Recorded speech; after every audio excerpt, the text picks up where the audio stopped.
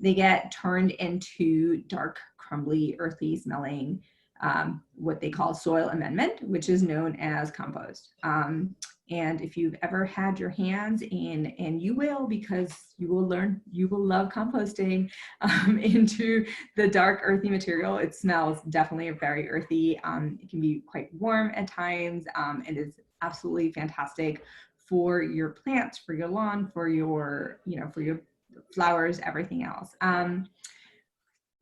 We know that at least half of all food waste really goes into the garbage, right?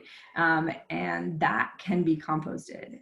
And why that's important is because what you're doing is reducing your waste, first of all. And waste collection, at least from the town perspective and from a community perspective, costs money, right? When you're sticking things in landfills and they're being carted away, that costs money. But also importantly, for the earth, when we look at our soil now, we don't have as many nutrients. The soil actually does not have as many nutrients as it used to. We're stripping that away. And part of that natural process is putting it back in with compost. So what composting does is add nutrients, it adds moisture balance, it actually helps your pH, it does lots and lots of good things for your soil, and frankly, for your wallet at the end of the day. So. Great. Next, I'm going to go over the compost systems. So there are many different types of backyard compost systems, as you're going to see. You could buy a system, you could make a system, and you could also do what I call the no system system. So let's flip on over to the next page, and we are going to go over, I felt like this page here kind of summarized all the systems, all right? So this one, top left, where the red cursor is, I call this the 3-bin system. I feel like it's very similar to also the one that's over here where this is just a 1-bin system, but the same kind of idea. Then we've got the barrel up here that can roll. And then we have over here, this is a sealed layering system. So this top actually goes down. And then right here in the middle, this is the no system system. So that is basically when you are just throwing everything right onto the ground, which is definitely an option. So I wrote worms up here to remind myself. One thing that I do want to talk about the differences between these systems is that this one over here, the 3-bin system, the one where you throw the leaves on the ground, the no system system, and then this one over here, the 1-bin system, these are all open to the ground. So I know a lot of people associate composting with worms. The worms do come right up into these. I would love to talk to Teresa, who has a rolling system, and Archie, who has a closed system. Do you put worms into yours, or do they come up, or it's just kind of wormless? Mine is wormless. I don't put worms in, but they come up. Is yours open on the bottom? It's not supposed to be, but there is, you'll see there's like a little drawer there, and it does come in. All right, great. Yeah, so I would imagine that some of these, like in the bottom left-hand corner, are completely like closed systems. So I would imagine that some, like there are a million compost systems out there. And then I bet you some of them open and they connect right to the ground. Oh, Ken is raising his hand. He has something to share. So Teresa, if you could like share whatever that is, because I think this might be Ken's system I put over here, Ken Jones's. One of the reasons that I like mine is because I do like the worms coming up into it. But as you're going to see, like it's all going to depend. These systems are all different, and they all can be. You can pick a system that's best for the space that you have. So if you have a small backyard. Go ahead. Yeah, that was Sylvia. She said that the lower left one that you were talking about is actually open at the bottom, so the worms come in. All right, excellent. So this then, Teresa's, out of all these systems right here, Teresa's the only one that has none. And you don't need it. Like if you are like, I like my roller, like I want it to be off the ground, I like the system. I mean, these are great. You could put like your leaves right underneath this, just as this resident does, keeps his leaves all underneath there. That's great. So it's always going to depend to me on how much space you have and where you're going to be putting your compost. And just remember that it's okay to start with a system and expand on it, or start with a system and change your system. So you might start off with the system, the no system down here, and you may be like, where I have it, the leaves are blowing all over, it's going crazy, so I'm going to like change to the system up here. Or you might start out with the roller, which I feel like I lied when I said I've been composting for 3 years. I forgot about this. When I was in my 20s, I had one of these rollers because it worked for the yard that I had. it couldn't be like, it was, I was renting property, so it couldn't be messy, and I had to have like one of these rollers. So it did work great. And then like I changed my system when I moved to one of these 3-bin systems. So I know when we get to the end, the 3 of us are going to share personally like why we like our systems, and why our systems work for us. I don't know if anyone wants to share maybe price points of these systems, because I actually don't know how much your systems cost. Obviously the no system is totally free. Could pile leaves and compost on the ground. This system here, where someone just simply took garden stakes and a fence and put it in a circle, again, very low cost system. This was a custom made system. These are usually around, I think, $100 or so. Teresa, do you remember how much your rolling barrel system cost? It was well under 100. I want to say it was between 60 and 80. All right, great. And Archie, how much was your system? I got that from the BCUA and it was $60. I will say that when I was in Philly, I had a system whose picture is not over here, which was literally a large trash can with holes all drilled in. And in fact, it's still in my backyard. So Right, great. Yep, you could definitely do that. And when I asked residents to submit like their systems to me, some people submitted those. I considered them to be like the closed system, which we'll talk more about later on. So you're going to pick a system that works for your household, works for your space, and works for your budget. And one of the best ways I feel like to research as to what is going to meet all 3 of those needs is not only to talk to us, talk to your neighbors, but then also I found YouTube was really a great way to kind of preview systems. So you could see how things work. So you could just Google like on YouTube, compost systems, and you can see, okay, how does the roller work? There's ones where you actually get on the ground and roll them. I mean, there's so many different types of systems, and it'll definitely help you figure out what might work for you. So Teresa, you are next. Okay, so you have to have ingredients, and one way to think about this is your compost is a little bit like having a pet. So you have to feed it, and you have to take care of it. You know, that's a given, and it just really matters how much care you know how much you want to invest in your compost. So you've got to have leaves or some other brown material. It can be cardboard. But it has to be what's considered a brown material. You have to have water, and that doesn't mean it's going to be like soup, and you have to have some air. And you're going to figure out the right blend. And unfortunately, unlike baking, you don't get to measure precisely, but you have to have the combination. And you can, as you work along, you'll learn what actually helps your compost and what doesn't help your compost. And I think, I'll say up front, it's okay not to be perfect, because you can adjust. And, just because you haven't done something exactly right, you make some adjustments and you carry on. So if we talk about, go to the next slide, please. Mm-hmm. So compost ingredients, right? There are so many things that you can compost. And I think that's one of the most amazing things. People think about their vegetable scraps, and that's their compost, and that's it.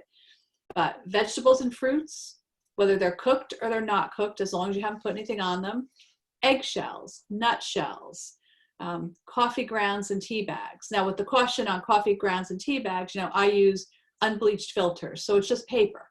You can put paper in. When I do my tea bags, I look to make sure that the bags themselves are not nylon. If they are, I'll open them up and just take the tea out. I make sure I don't put the little staples in my compost. I take that tag off.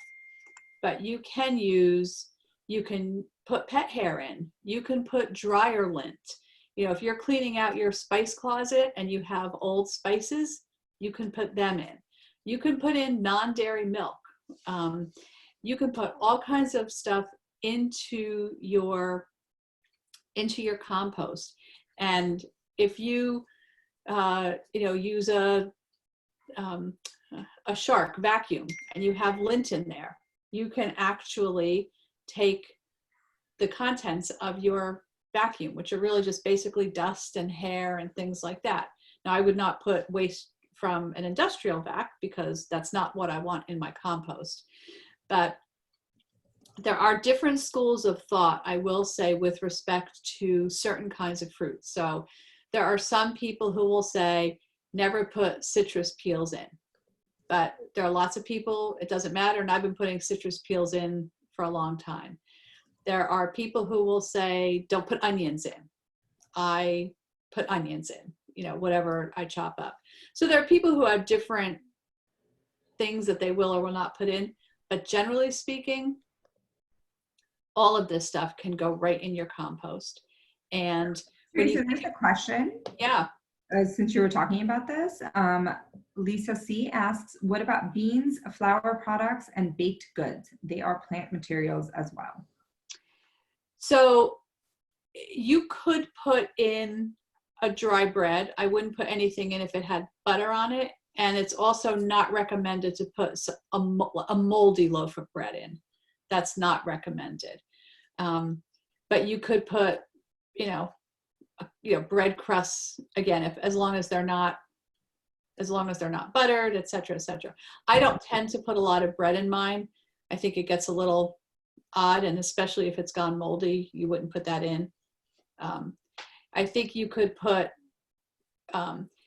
if you think about beans, it depends what you've done to them. You know, if you've cooked them with something, I would not. But if they're just dry and they're a grain, you could put them in. So I'm so curious, Teresa, why don't you put a moldy loaf of bread into the compost? And it is funny, but it's one of those things that it's already got a mold and it's going now. My vegetables, if they're moldy, I put them in. So it's something I read a long time ago. And so I absolutely don't do it in terms of how it'll react in my compost. I just never do. So very funny because I do. And remember what I said, like this, right. It's not perfect. So it doesn't, so I do because, there are microorganisms in there already. And in fact, putting in, that bread in the grand scheme of things, it's not like we're putting in those every day, like doesn't make. And that's good to know. So maybe I might change what I do because you do it and you've not had a bad outcome. But if for anybody who goes on, either watches YouTube or reads about composting, you will read things that are definitive in different directions, and you really just have to, take a look at your compost, and maybe I'll put moldy bread in there now, RT, I don't know. But it's like every once in a while, right? So cakes and pasta, like that kind of stuff, you shouldn't compost. Like that's not something that is compostable necessarily. Part of like cooking oils and things like that. I'm gonna get to that. But I was just gonna say that with bread, I think the concern used to be a lot with pests, and I don't know if that was even part of it. But I don't want to belabor the point, but I just wanted to ask that question because it was relatively interesting. It's when I started composting, it's one of the principles that I started following based on my research. Mm-hmm. So now you have to get your stuff out of your kitchen. So you can either, all the way on the left, you see something that's very contained. Someone's using something that they had gotten vegetables in, just put them in. And sometimes, folks will put things in their freezer for different reasons. Maybe it's not the right time of year. Maybe it's really hot. And if you leave banana peels, on your counter, maybe you'll get fruit flies and you don't want to do that. So you throw it in your freezer. Any of these things are fine because hopefully it's not going to be sitting in your kitchen for very long. You're going to get it right out to your composter and, where it can start turning itself into your black gold, your soil. So I would love to share my story of why I put it in the freezer. Well, why I used to. So when I first started composting, my kids were just too little to leave in the house, like alone. So I couldn't just like leave them and run out and dump it in the compost and come back. So when we first started composting, we were strictly freezer. And also when your kids are little, so if anyone in here has little kids, you can still compost. But because it's in the freezer, it meant I could definitely go longer. Like I feel like I only took my compost out like twice a week. And they were also smaller, so we also ate less. There was less food in the house, so we ate less. It all worked out. It's sitting in the freezer. And now that they're much bigger, I can leave them in the house. We do the middle system where I just find whatever I can, everything goes in it. I probably take it out like every other day. like as soon as it fills up, it goes out. But I'm just saying that for anyone who feels like, oh, I can't do it, I can't be going out. I know one of an early on class I took, someone's like, yeah, I just take it out after every time I cook. And I'm like, that is so unrealistic. I just can't do that. Like, how could you do that if you have little kids? So just know, like, everything's flexible and it could grow with you. And if you're like, well, I've got little kids, I can only fit this tiny little container in my freezer, then start with that tiny little container, and just grow into different systems. So I just wanted to share that just in case anyone's like, I absolutely cannot go out to my compost every day. And I can say, I don't go to my compost every day based on the storage container I use. I don't go every day, but my daughter will sometimes meal prep on Sunday. And then we have my container and extra bowls, and that has to go out. But it depends how much you're cooking. Yep. So there are lots of questions, but let me get to the next slide first, because some of those questions may in fact be answered. Great. So this is about what never goes in to your compost. Meat and fish. Beef, whether it's raw or cooked. Pork, raw or cooked. Chicken, raw or cooked. Seafood, raw or cooked. It doesn't matter. No meat, no fish putting in your compost. And the reason is not necessarily that they won't decompose, but they will smell. They will attract animals. And it's probably not very neighborly to start composting these things. If you had 25 acres somewhere, it probably doesn't matter a lot, but it is not something you want to do in your backyard composting. Dairy and eggs. So you can do your shells, but not the eggs themselves. You can't do milk, but the dairy, but you can do non-dairy milk, almond milk, soy milk. As long as it's not dairy, you could add it in. So no milk, no butter, no yogurt. If you've made your salad and it's got all those beautiful vegetables, but it's got dressing all over it, leave it out. You don't want the oils in your compost. See, I said yucky stuff. I included moldy bread. I'll have to change that now, RT, but no animal waste. You have cat litter, and I think there was a cat litter question. No, you do not put that in. You do not put bones in. Sticky labels on your fruit, take them out. Glossy paper, no. But you could, if you have a little shredder at home and you shred a little paper and it doesn't have anything toxic on it, that's really important, you could add that in as some of your brown material. Some people do put, lots of paper in. So, a good rule of thumb is think about all of this material turning into soil. And when you think about the things that you want to put back in your soil, there are things in here you just don't want to add to your soil. And so you don't want to compost them, right? So there's lots of stuff that you can compost, but anything on this list, except I'm going to change my moldy bread now. I might try that. But these things you don't. So and I'm also going to add, if a sticky label goes in your compost, it's totally okay as well. Nothing's going to happen to it. That thing's going to be in there for years. And when I pull out my compost to put it in my garden, I just will pluck them out then, because sometimes I don't have time to take the sticky labels off, but they will do nothing. They will not compost. Plastic does not compost. Which is a great way of realizing what it does and doesn't degrade over time. I have to tell you, the sticky labels in my compost have made me be like, wow, like, why do we need these sticky labels that are never going away? Like, just made me more conscious of the sticky labels. So I'm going to read out a couple of questions related to this. So washed out eggshells, we talked about that. Newspaper, yes. Newspaper is great, but not glossy paper, like glossy parts of the newspaper. Teresa, you want to answer the question about whether or not you take out staples from the tea bags and the tea bag strings? Because I don't. I don't see the question. I do, just because I figured.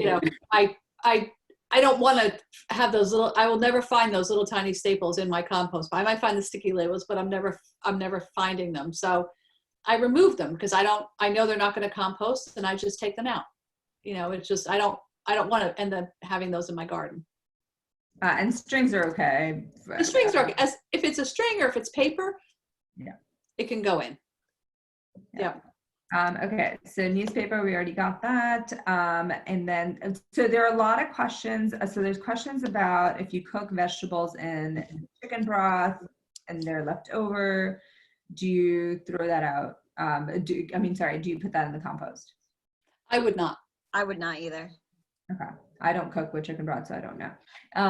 So let's see. Regarding the beans, if you cook something with them and all the ingredients are compostable, can you compost it? I don't see why not. I don't see why not. I'd have to really think what you're, Yeah.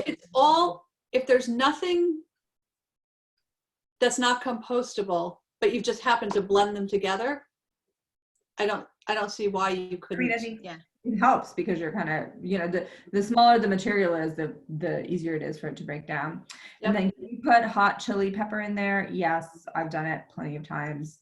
And then, oh, Teresa, actually, I don't know about this because I've never done this, I don't think. Would non-dairy milk, like almond, rice, or coconut milk, can you put that in compost? Is expired okay? Yep. You could put that in. We don't usually have any left over, but yes, you could put it in. I was realizing, I'm like, oh, I don't think we have any left over to put in. Yeah, but okay, there's so no reason. So one big question we have that I think we have at the end as well is attracting animals. So do we want to tackle Wait, about? I think we talk right here. I think that Yeah. Teresa's good. Wait, is it you, Teresa or RT is going to cover this now? RT, Teresa, you It's me. cover this, RT. Well, we could talk about it either Yeah, way. we could talk about it now, and we can come back to some of those other questions. Okay, great. So Compost Care. So I'll talk about this in everyone. I'm sure Lauren and Teresa will jump in with both this as well as the animal question. So how do you care for your compost? There are lots of folks who will tell you that there needs to be a 4-to-1 ratio or a 3-to-1 ratio of greens and browns, right? So the browns are the things that give you the carbon and the fiber, and I think Teresa talked about that. The greens are the things that give your compost nitrogen. So they are things like grass clippings, they're things like all your vegetable scraps from your kitchen that you take in, and browns in general tends to be, for us, leaves. Lots and lots and lots of leaves, which we have a lot of in general in Glen Rock. I think among the three of us, Laura wins though, I think, for the most leaves on her property. So she has the best compost piles, I'm sure she'll say. So the idea is supposed to be, you're supposed to balance the nitrogen and the carbon. Look, if you have too much of the greens, the compost is going to look, for a scientist, I'm very artistic about this. It's very much guessing. It's very much an art rather than a science, right? So you could say, okay, 1 pile of greens and 3 or 4 piles of, leaves, and then that's the perfect ratio that you layer on top of each other. Layering is important. You don't ever want your kitchen scraps by themselves, the greens, like kind of exposed. You almost always want them covered with the browns, with the leaves, and things along those lines. But I never, actually since I began, I've never really looked at it as a ratio, as an exact ratio. What you want to look at is whether your compost looks wet, like a wrung out sponge. So you want to add that moisture in, and you want to make it be as damp as possible. So if it looks too mushy, or if it starts to smell, that's too much nitrogen. That's too many greens without enough browns in there. So add some leaves, add a whole bunch of them. Turn it with your shovel if that's the system that you have. If it's an open system, really, which is what we do. If it's too dry, then you need to add some more water in there. And you have plenty of green material, your kitchen scraps, things like that to put in. The key really is layering. Key really is burying your kitchen waste in there. Now I say that, and I will tell you what I do, which is dump my kitchen waste in there, look for some leaves, put them on top, and stick the lid on. 9 times out of that, it works. I'm a very low maintenance composter. Composting has worked because the whole thing is it just does what it needs to do naturally. You can literally just leave that stuff in there in a pile, come back a year later, come back 6 months later, and you'll have soil. So you have to do nothing. What you're trying to do with these systems is kind of hasten the process up so you get the soil, and that you don't have, and that you're controlling that a little bit. So turning, with my system, I used to stick a shovel in there and turn it once a week or so.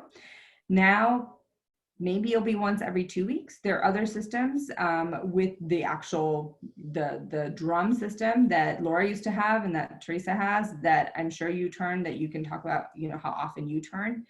I will say that your mileage varies. There are other systems with a big, giant dump that you have in your backyard that's covered with leaves. That's fine. The key to not having animals that I've seen, so I've never really had an issue with it. The key is to make sure that you're burying the kitchen trash, that you don't have dairy and eggs and meat. And that's what attracts rodents and raccoons. We have plenty of raccoons in our backyard. None of them, to my knowledge, really have ever knocked over a compost system or anything like that. And I don't have it staked. And with closed systems, with wheels and things like that, that's really a non-issue. But Laura and Teresa, tell me your experiences with this.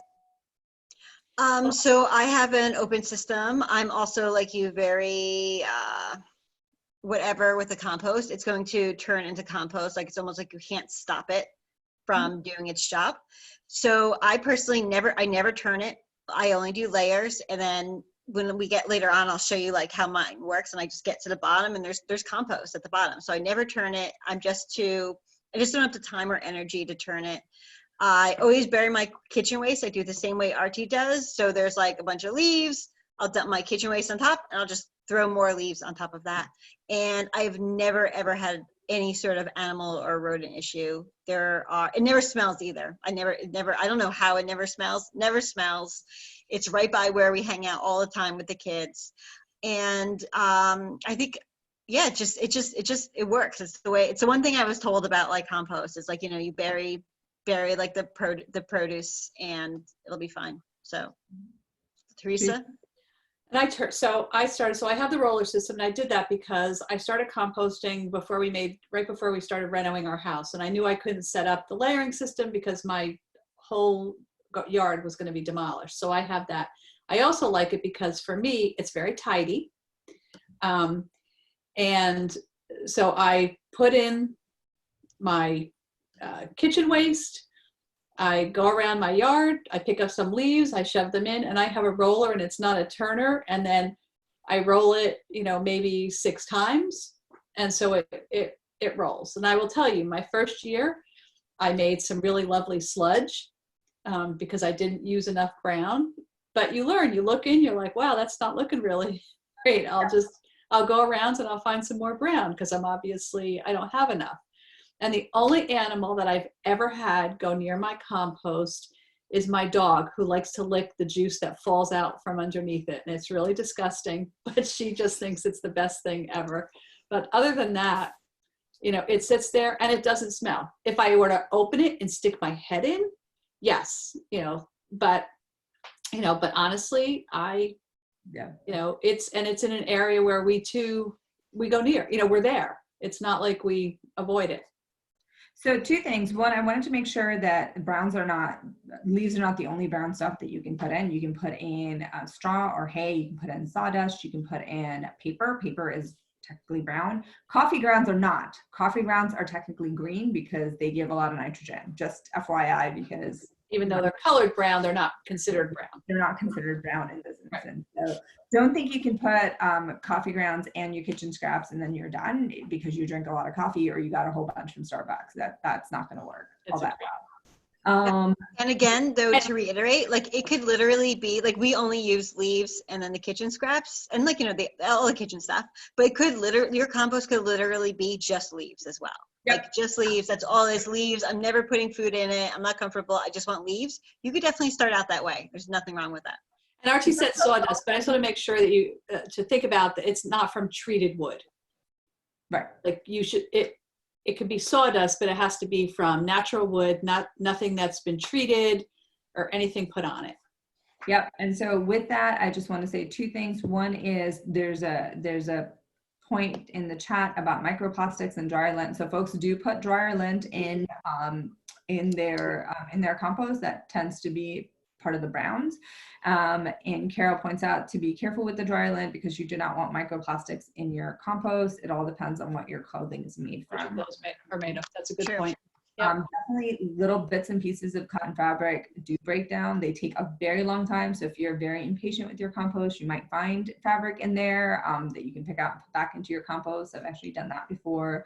And you can also put in, yes, and Ken reminds us that grass clippings are a major source of greens. Absolutely. So now that you can't go to the compost center, if you have grass clippings, either leave them on your lawn or put them in your compost pile along with leaves. And that's excellent for the environment and for your lawn and for the earth.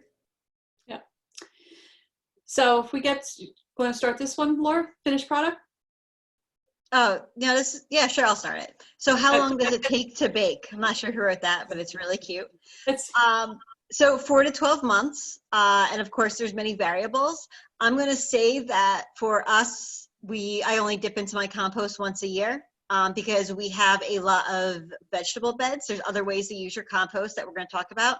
But so for me, it works out perfectly. It's like a full year. I dip in, I take out the compost, and then I keep going. So that's how often I need it. How about you two? Well, yeah, it depends on how well I'm doing with my browns, but it also depends how energetic I've been with cutting things up and making them small enough. If you take a whole grapefruit and throw it in there, it's going to be a really long time. If you cut it up, I took out some compost today, and there was a squash that had gone past its time, and it was a hard squash, and my daughter had put it in, and I dumped in this thing, this like rock was going. I'm like, here, this is never gonna, break up. So, I think. So I'm very different. Like I would never break anything like that up. I don't even have the time. So eventually everything will break up. And if in 12 months it didn't break up, I will just take out the good compost and leave that stuff in there to bake a little bit longer. So avocado pits are like my favorite because those things take so long, but eventually you can even find we found old avocado pits in there, and you were just able to crush them with your hand because they just were ready to turn into stuff. And I found that. Yeah, I think my little roller system. Yeah, okay. Because I'm very contained. Yeah, that makes sense. I like limited space. I have limited, now I say I have limited space, but it's very interesting because I can add kitchen waste to my roller for a year and never run out of room. It's the most bizarre thing. It's just for all the bags of garbage that would have generated, it goes in my composter and I roll it. So anyway. I agree. That's an additional benefit that we find that, because we have lots of raccoons, right? In our backyard. And while nothing can stop raccoons, it feels better that my trash is not as smelly because I don't have kitchen trash in there, kitchen scraps in there, from vegetables and things. And it's a huge benefit, I think. So. Right, Archie, the next one. Where can you find black gold? So. What is black gold, you might ask? It's the stuff that Teresa's dog likes to lick, actually. It's also called Compost Tea. And I know that Rob was on earlier. He might still be on. He talks about the benefits of this. This is very concentrated nutrients that are coming in, liquid form, and that comes out of your compost. That can come out of your compost. Actually, my unit is big enough with enough browns in there that it tends to be a little bit on the drier side. So I don't get this as much. And this is great. You can actually use it on your garden. You can, so if you have the EnviroCycler, Rob, I'm going back to your plug in there for this one, where there is actually a spigot. There's a part, it collects the compost tea, and you can turn it on like a faucet and get a whole bunch of it. You can use it as concentrated nutrients wherever you need it while you're growing in the spring. While you're growing your vegetable garden, which a lot of folks use, or whatever other plants and plants that you have that you'd like to grow. And you can just, throw it on whatever organic matter you have that you're growing, including, so I've used it actually in my indoor plants as well, and it works. So that's where you get that. Oh, did you mean black gold by the compost itself, or did you Yeah, mean? I did, but it's okay. Your teeth thing was fine. Sorry, I thought it was Sorry. call it the black gold, but It's okay. all right. Okay, that's what we're calling it. Sorry All about right, that's okay. So the black gold is going to be at the end, at the bottom of your pile. That's the earthy, smelly the soil amendment that smells like earth that comes out and super rich. It's dark brown. It's crumbly. I will say it smells better than coffee grounds. So. All right, Teresa, can you answer? What do you do with it? What do you do with that compost at the end? You can put it in your vegetable garden. You can put it under your trees. You can just spread it around your lawn. You can do anything with it because it's just going to, I think Archie said this, it's just going to enrich your soil. It will help to have your flowers and your vegetables grow. And you're making soil, which is really exciting. And so you're adding to your own nutrient-rich garden. Mm-hmm. Right, cool. All right, so so this is level up. So this is if you want to, Teresa and I were talking about how like you always just keep doing a little bit better. And I feel like these 3 things are things that like, you know, you people in Glen Rock can work on. I'll read out the first one. It's don't use any fertilizers or pesticides on your lawn. So they're bad for you and the planet. But then if you are taking your grass clippings and putting them into your compost, then you're not going to have like organic compost anymore. So you don't want to put those, you don't want those fertilizers and pesticides from your grass to get into your compost. The same thing goes even for like your leaves. I mean, whatever landscapers or you are doing, spreading around fertilizer and pesticides, you don't want them to end up in the compost. That's like, to me, the ideal situation. Teresa? Sorry, I was just checking the questions. Okay, I could, here, I'll read it then. Yeah, and then just, you know, you're not sending all this organic waste to the dump. You know, and you'd really be surprised. You know, I know there's been a lot of discussion about people being distressed because the compost center has not been open. I can tell you, I haven't missed it at all. My grass clippings get put in, my leaves are all underneath my bushes. I compost my kitchen scraps, and the only thing I have in the corner are some branches that have fallen out that I could theoretically make very small, but they would take a really long time to compost and I might not compost them. They might end up at the compost center, but honestly, I never go because I don't have to. My stuff goes back into making more soil for my garden. Mm-hmm. I will emphasize that again. I will amplify, I will reiterate, all of our grass clippings, none of them have ever gone to the compost center. They either stay on our lawn or they go into a compost pile. And what better way than enriching, you know, your garden, your lawn, your, you know, all things that you have, your yard, other than taking those, you know, taking the grass clippings and using them yourselves. This is the natural process that you're supposed to do. And it saves a lot of work, I think, in the long run. Right, cool. Let's go to the next slide. So we shared a lot during this, but I just wanted to really quickly have us each kind of go through what our systems are. So I have the 3-bin system. Technically, you're supposed to have like leaves over here, I think your grass clippings over here, and then you keep mixing them in this third. I don't do that at all. That did not work for me. So what I do is I kind of basically just use all 3 systems as a layering system. So this is the one that we just emptied out actually. So down here is where like the compost is. So I emptied it out, I dumped it into one of these, and now I'm working on this. And you could kind of see right here, you could kind of see some of my greens. And then there's obviously a layer of leaves on top. So down here is where the compost is. So this was just completely like layering. So this will be the next bin I go to, and this one is already layering. I'm sure there's compost down here. We, for the past 2 falls, the fall seasons, I made it my goal that not one leaf was going to go to the curb. We have a ton of trees, a rather large yard for Glen Rock. So I have this huge section over here of leaves. Around the corner, I actually have bag leaves. And then on another corner of the property, I just have a giant leaf pile. So we have a lot of leaves, which is one of the reasons I never really worry about the ratio. I feel like your ratio, nothing's going to be wrong with your compost, especially if you have so many leaves, right? So, I mean, I put like lemon peels in there. I put everything in there because my leaf to green ratio, it's never going to be even though we eat a ton of fruits and vegetables.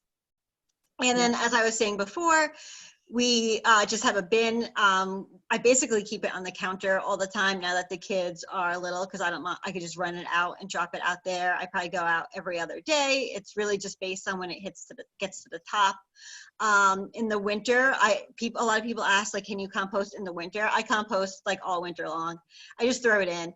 Even if like it's super cold and there's a cold like streak going through, leaves, the way like leaves freeze, they're never like a solid batch of leaves frozen. So I could throw my greens down on top, and then I could just like get my little fork, my pitchfork, and like pull up leaves and flop them over. It's almost like flopping a pancake. And because they'll never go through, they're never a full block of ice. And it doesn't matter to me if that's not going to start to turn into compost until it gets warm again. I don't want my waste going into a dump. So it just will keep layering up even in the winter. And honestly, we've had really warm winters. So it's even more of a reason to keep doing what we're doing. And then over here, I agree with you. I think there was one winter in the last 8 years where I did not have some, that I discontinued my compost for a little while, and that was a while ago. Yeah. And then as far as other things go, I just wanted to highlight, we have one of these Robies. It's an electric like lawnmower, but it also has a mulcher on it. So another great way to like cut down like your leaves into little bits if you want to move things quickly is you run this thing all over your lawn with your leaves. It'll cut them down, and then you can either leave your leaves there, which is totally fine and great for your lawn, or you could like rake them up and then throw them in your compost as well.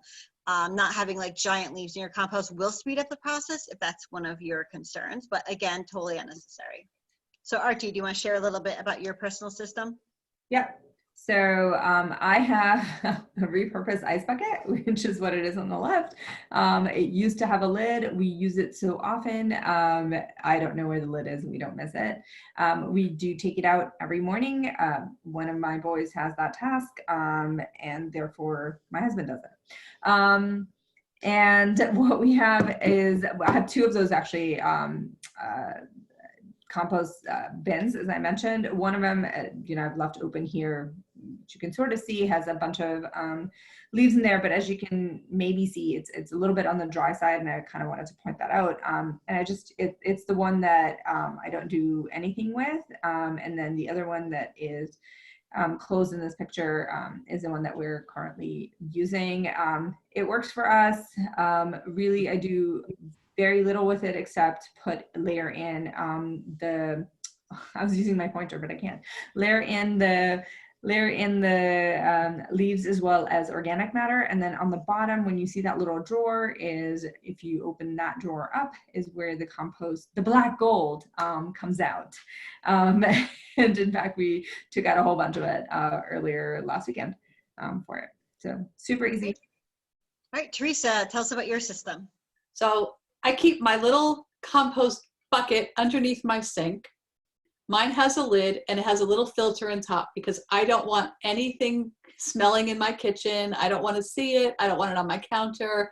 So I like it under my sink tucked away, but the lid just pops off and we dump our stuff in there all the time. And the whole family is now, even my 91-year-old mother, who's not at my house right now because of COVID, but even she knows that's where her tea bags have to go after she makes her tea. And she's very diligent about doing that. So it's become easy to get everybody to do it.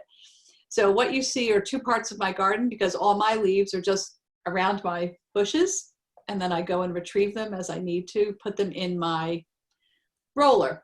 So this roller, you can't tell, but it has two sides. So the door, when you move the door on the right, you have one side, it's divided in the middle, and the other side. So you can add to one side do your brown, and then when it gets full, you go the other side. Then by the time you come back, you can either think you have dirt, soil. Sorry, Rob, I said dirt. I'll put a quarter in the jar that you have soil, or you could just add to it. And so I compost all year.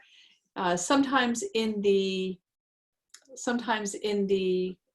dead of winter, if we have freezing rain, sometimes I'll get my little mallet and open up the door, but I compost all the time.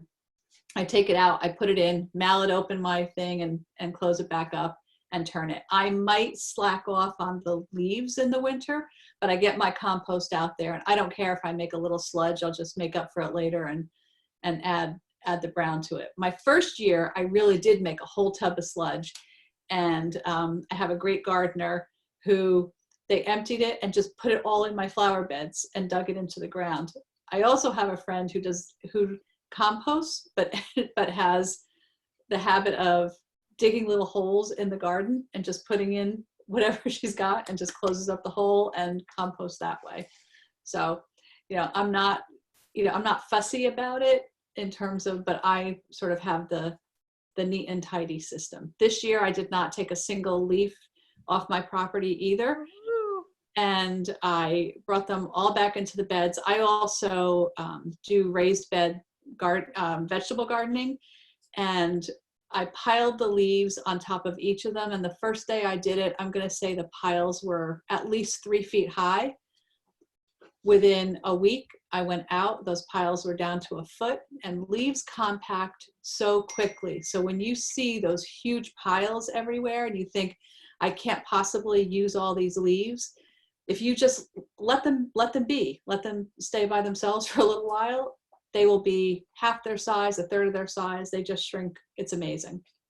All right, so these are some questions people submitted beforehand. I feel like let's do lightning round like really quick, and then let's go to live questions. So we went over this, speed up the process. That's basically stirring, getting things as small as possible. Can seeds go in your compost? I mean, I'm going to say yes. And if you put the compost into your garden, you might end up with some random plant, like you don't know what it is. You just are going to pull that thing out anyway. So I'm not picky with the seeds. I throw everything in. Simplest way to begin, I would say just pile leaves on your ground, do the no system. Brian's avocado pits, we said, yep, they could go in. A lot of people actually ask this one, do I need to add fertilizer in addition to using my composter? So I would say absolutely not. RT, why don't you speak to that? Yeah, not normally, right? So fertilizer feeds basically the plants, and compost feeds the soil. So if you're feeding the soil well from the beginning, you tend to not need fertilizers, or you tend to need very little of it, has been my experience in general. And honestly, over time, you tend to not need it. And to the point of fertilizers, yes, I think organic fertilizers are friendlier than chemical ones. So if you're all using them, I would encourage you to use the organic ones, and you're definitely going to need way less of them, if not eliminate them.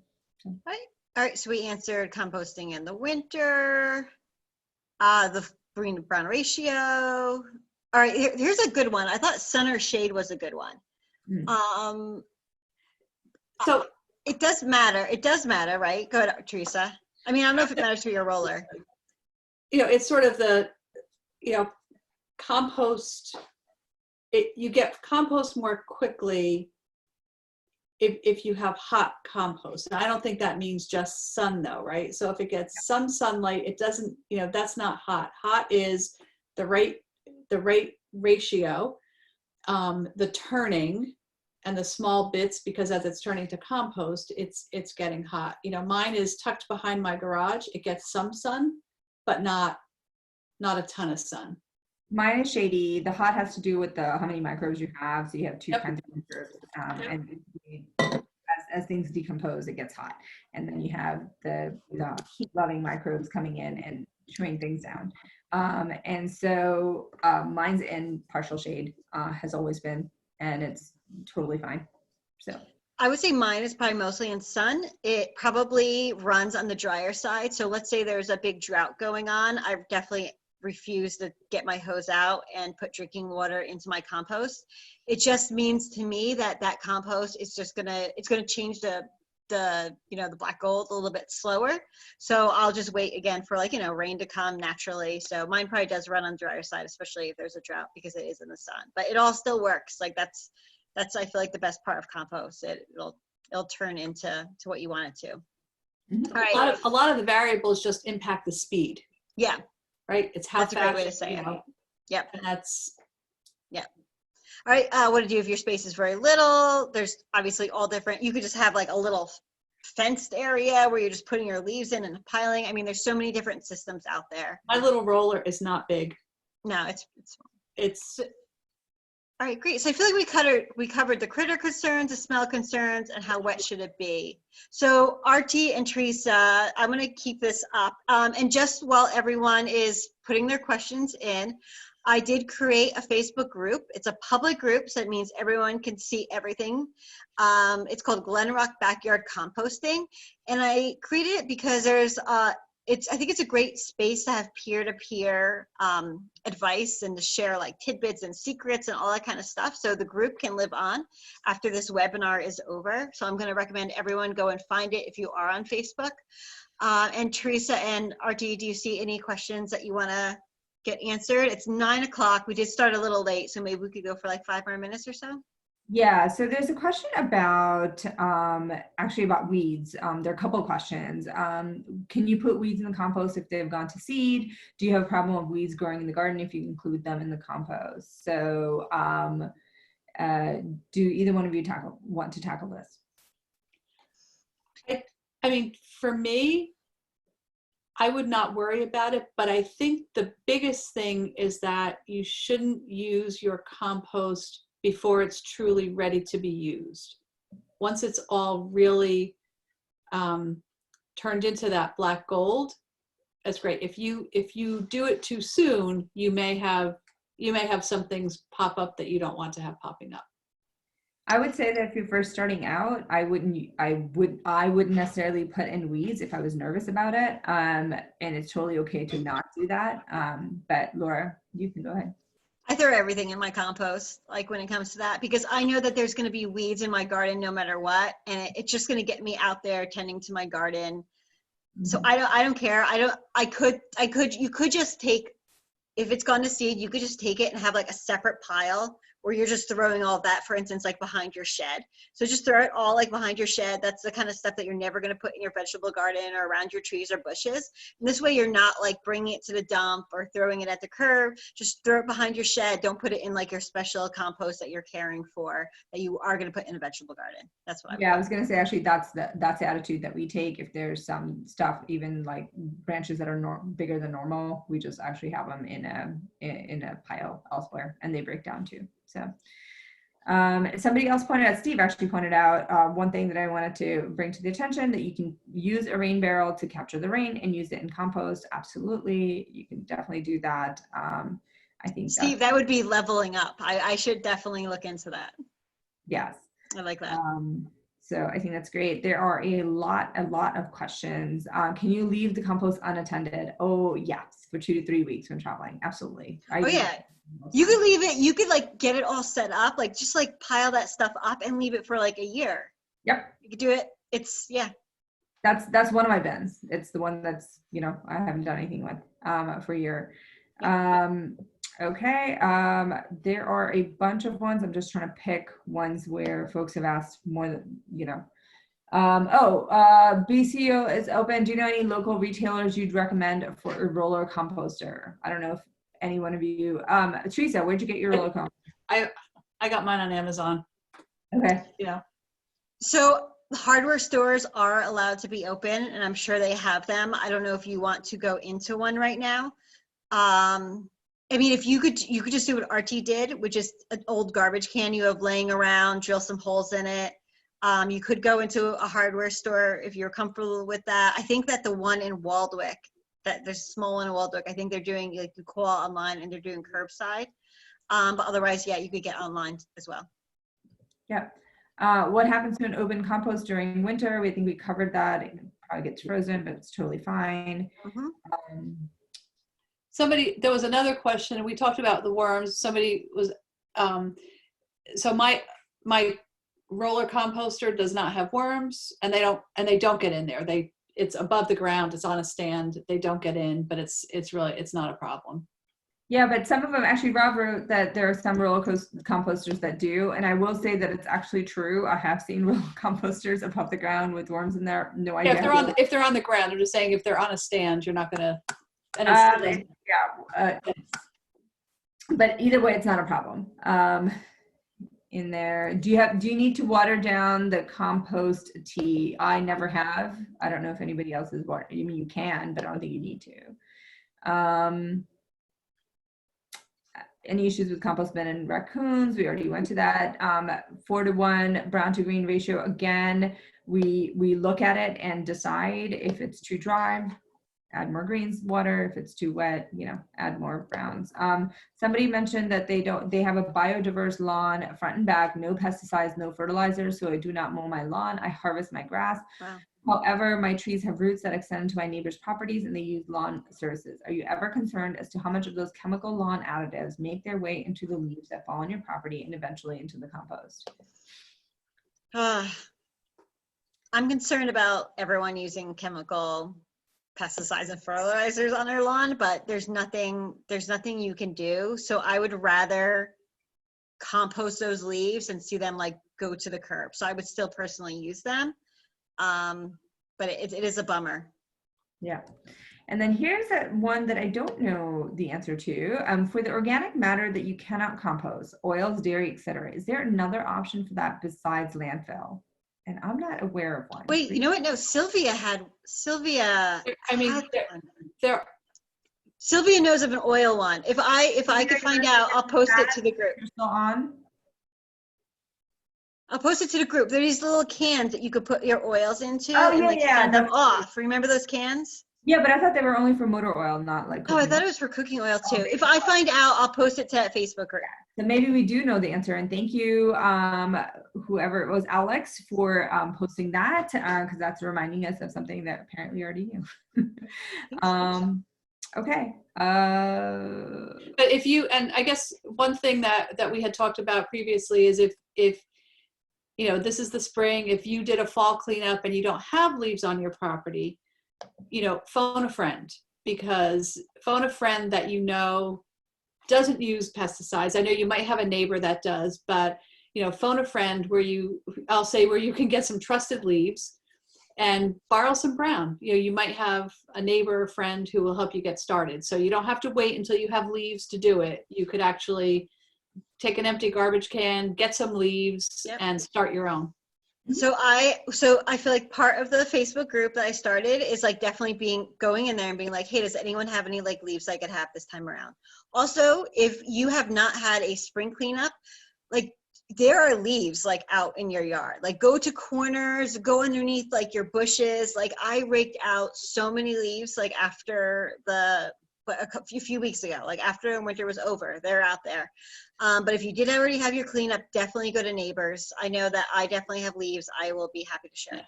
And I'm going to give a different commercial, which is I also recommend that you don't clean up your leaves until after May 15th, because the insects are still in their little cocoons sitting in those leaves and waiting for the warm weather to be consistently warm.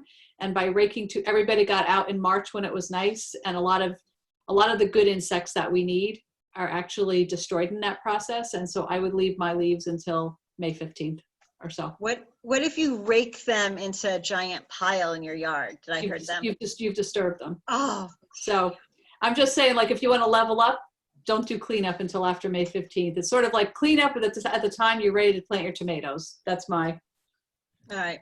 Good advice. My commercial. Any other questions?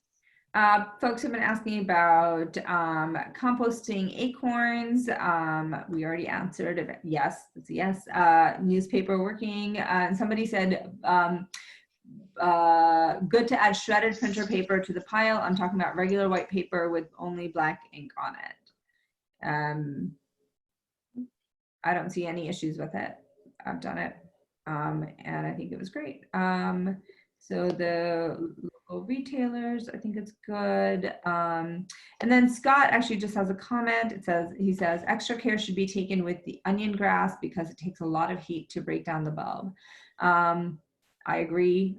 Usually I end up putting some of that back, but I think those were most of the questions. Otherwise, I think we've answered them all. If anyone has any burning questions that you definitely want to put in, please do. What's level up? Jay wants to know. It means when you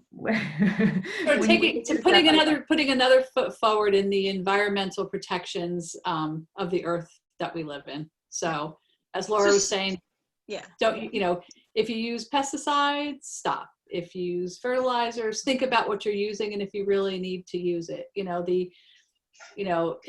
If you have to have a perfectly green manicured lawn, you're probably not in a level up category. If you're happy with your clover, you've probably leveled up already.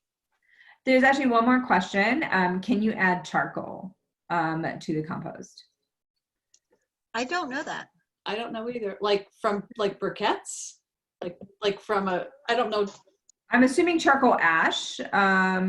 I know that so the concern has been in the past about any chemicals or additives that you may have with the briquettes or things like that you're burning. And this, I think, is also with wood ash, like the kind of wood, as Teresa mentioned. But other than that, in general, small quantities is not a big deal, is what I've heard. Your mileage may vary. But I would be really, I'd be a little wary with, if you have additives on, like lighter fluid, that kind of stuff, or other things onto the briquettes. But that's all right. I think those were all the questions. Wants to know whether the Facebook page is open to residents in Ridgewood. It's going to be open to anyone. Yeah, it's public. It doesn't matter to me. Yeah, it's public. It's a public page, all transparent. Like you could just even look at the answers and what people are talking about. I wish we could tell how many people think they might actually start composting. Yeah. I don't know. Well, I guess we should do a survey. Well, so everyone knows we had 55 people in here, which is really incredible. And I have to say, when I first asked in Glen Rockers and Glen Rock Moms on the Facebook groups, like if people could share like their compost systems, I was just going to do a video on how like everyone's compost system is different. Because that's really, I feel like one of the biggest takeaways I have learning about compost, that there's no perfect way, everyone's different, just be chill about your compost. And I had so many people message me and be like, no, but I want to compost, or post, no, but I want to compost. I'm like, we should just like roll this into a workshop. So 55 people, I'm really impressed. So thank you. Thank you, Teresa and RT, for contributing. Thank you to everyone who's watching, who sent me videos and pictures. Like I had so much stuff that I had to like break it down. So if I didn't use it, it's only because I had so much, but I'll do videos and things in the future with that. I just want to thank you, Laura, for putting this together and for putting all the collation stuff collated. I just want to leave you all with one thing. It is really, really, really easy, and just start. It's really not hard, and you can reach out to any of us, as well as on the Facebook group, if you have any specific concerns or questions at any time. But really, it's so easy, and there's no better time to start than now. Absolutely. So thank you, everyone. Get that bowl on your counter and start composting. That's right. All right. Thank you. Thank you. Take care. Good night. Good night.